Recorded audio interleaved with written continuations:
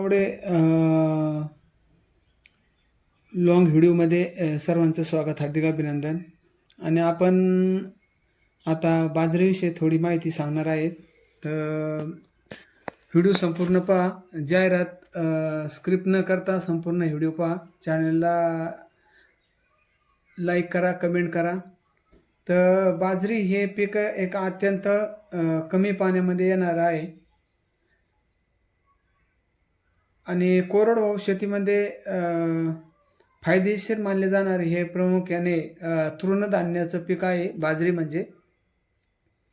तर बाजरीचे अनेक फायदे आहे. बाजरीमध्ये कॅल्शियम, मॅग्नेशियम, प्रथिने मुबलक प्रमाणात असतात. बाजरी जर आपण खाल्ली तर नक्कीच बाजरीच्या भाकरीमध्ये रक्तातील साखर नियंत्रणात ठेवण्यास मदत होते. बाजरीची भाकर जर आपण खाल्ली तर पाहू शकता. आता बाजरीच्या आपल्या कणसाला पोटऱ्यात आहे, कणीस निघत आहे वर, पाहू शकता. आणि हा आपला बाजरीचा प्लॉट आहे. 2 एकर बाजरीचा प्लॉट आहे, पाहू शकता. 2 एकरमध्ये बाजरी आहे आणि आता बाजरी पोटऱ्यात आहे. तर बाजरीला हे तिसरं पाणी आहे. तर बाजरीला 3 ते 4 पाण्यामध्ये बाजरी निघते, पाहू शकता. मी सुद्धा त्या व्हिडिओमध्ये आहे, पाहू शकता. तर असं हवामान सुद्धा बाजरीला उष्ण आणि कोरडं हवामान लागतं.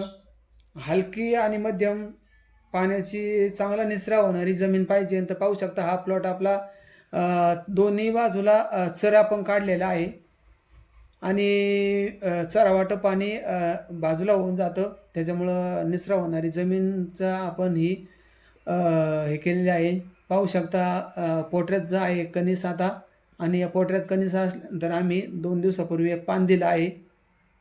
आता पोटऱ्यातून कणीस वर निघत आहे आणि फुलवऱ्याला लागणार आहे, पाहू शकता. त्यासाठी आपण बाजरीसाठी 86M 45 ही निवड केली आहे. आणि बाजरीला हे 4थं पाणी आहे, पाहू शकता. बाजरी कमी कालावधीमध्ये येणारं पीक आहे.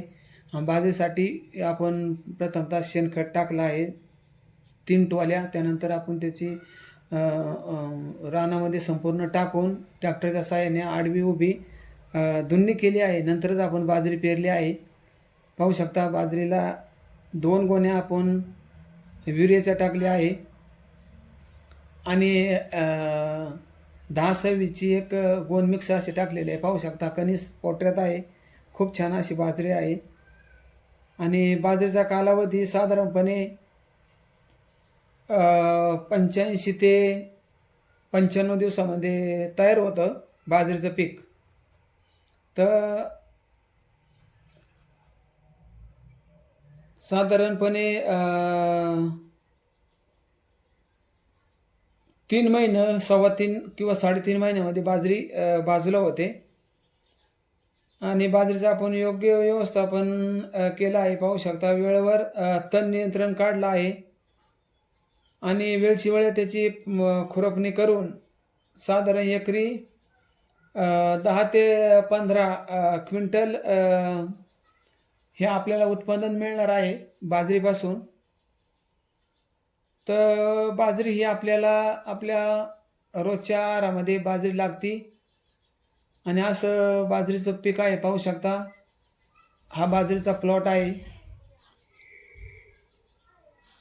आणि खत, पाणी आणि व्यवस्थापन जर असेल तर नक्कीच 100% बाजरीचं पीक आपल्याला फायदेशीर आहे, पाहू शकता. आपण पूर्णपणे त्याची काळजी घेऊन, खुरपणी वेळची वेळेला करून, औषधं वेळची वेळेला हे करून आपण बाजरी आता पाहू शकता पोटऱ्यात आहे.